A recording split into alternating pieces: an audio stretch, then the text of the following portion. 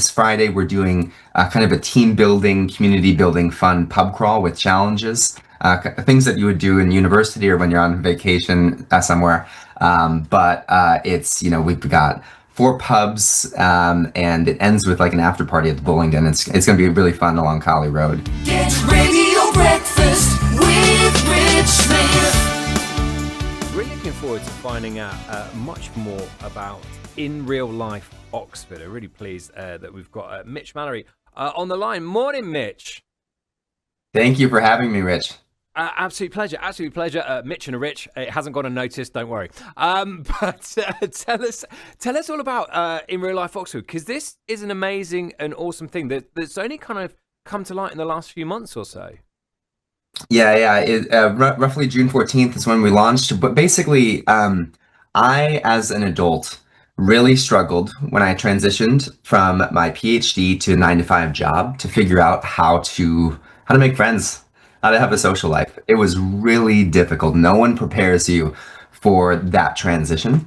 And as I was navigating that experience in my personal life, I realized that I wasn't alone. And so in real life, Oxford is kind of my own personal journey trying to figure out and to establish a bit of community for life after university.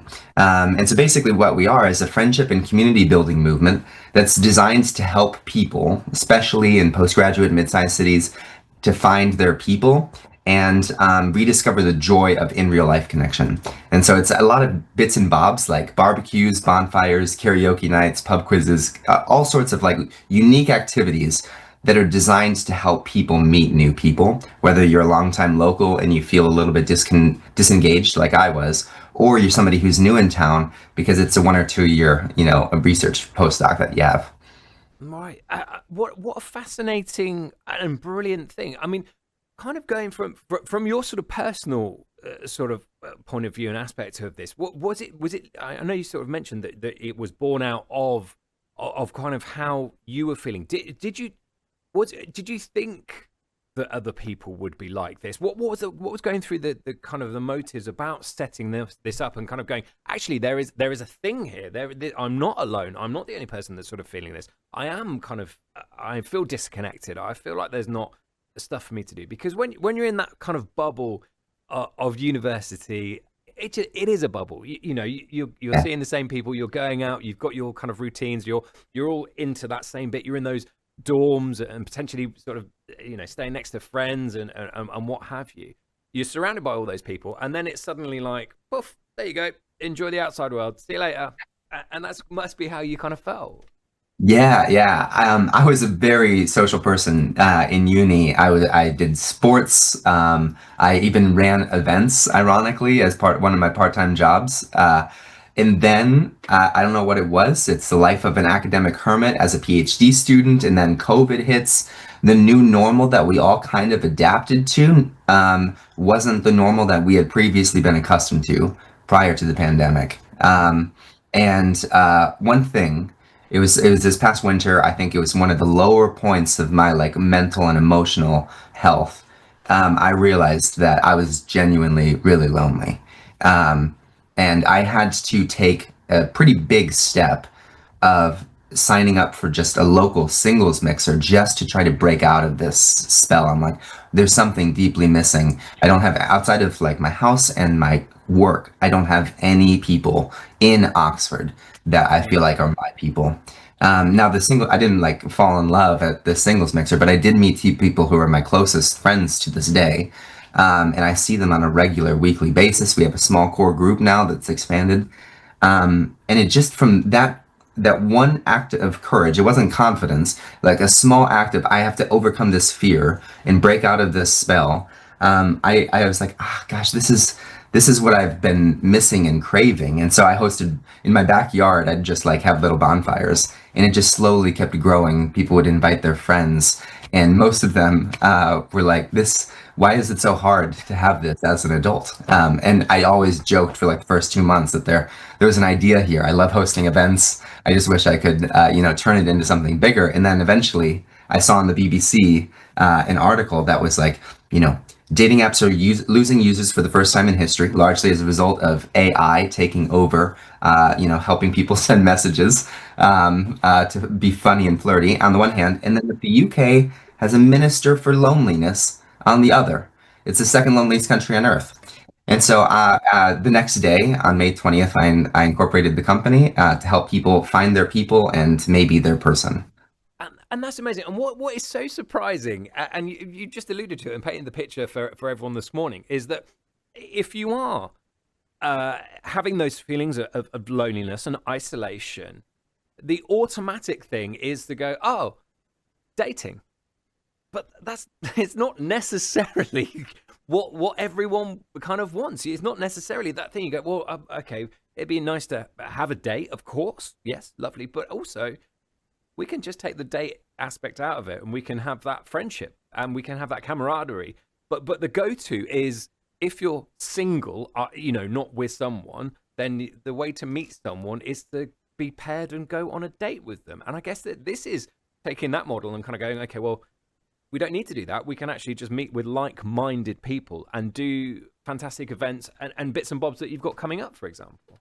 Yeah, I think just personally, my biggest mistake I've made in past romantic relationships is trying to make my partner the center of my social, my intellectual, my physical health, my mental health, the center of the world, where they have to meet all of your individual needs. Whereas when a healthy relationship, you are able to offshore that to your close friends. And by having like those close friendships outside of your relationship, you're actually able to be the person who can thrive and be healthy in a romantic relationship. And that shift is that after that singles mixer, I just was like, wow, I have this core group of friends. This is the sort of thing that has made me feel like loved, made me feel like I'm healthy and stable. And now I feel like I'm in actually a better place in order to be in a healthy romantic relationship. It's wonderful, brilliant news, and kind of looking forward to that. And the events have manifested and evolved, and there's a huge community of you online as well. We'll get to that in a second. But bits and bobs that you've got coming up and event wise, you sort of alluded to kind of having those meetups and barbecues, maybe not barbecues in weather like this morning, but you know what I mean, Yeah. sort of meeting up and pub quizzes and everything like that. Loads on the horizon. Yeah. So one thing is this Friday we're doing kind of a team building, community building, fun pub crawl with challenges, things that you would do in university or when you're on vacation somewhere. But it's we've got four pubs, and it ends with like an after party at the bowling den. It's going to be really fun along Collie Road. But then things on the horizon. I'm launching a pub quiz league where teams can compete for an ultimate jackpot prize. You just have to show up 6 out of 8 weeks in order to like be eligible. So that's going to be a lot of fun. A little bit unique twist. It's not your average pub quiz. And then we're launching, I think you might be interested in this one actually, a music collective where we're going to be doing not your average open mic. It's going to be more of a spotlight, including the ability for DJs who want to like take over on Friday nights to do a bit of self-promotion and get a little bit more exposure.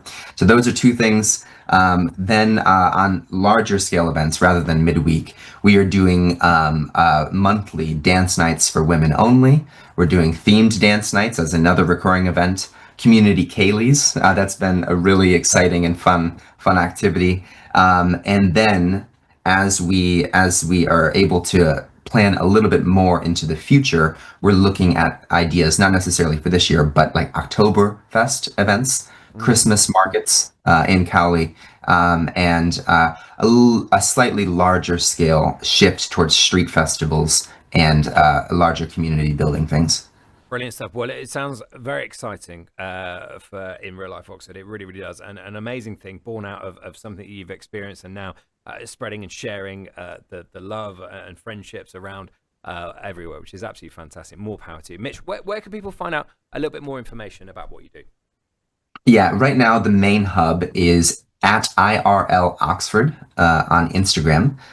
When we launched, we were originally called to Date IRL. So the website, dateirl.co.uk, is the main hub, but we are going to launch the new website, irloxford.co.uk, within the next 2 weeks. It is almost ready to go.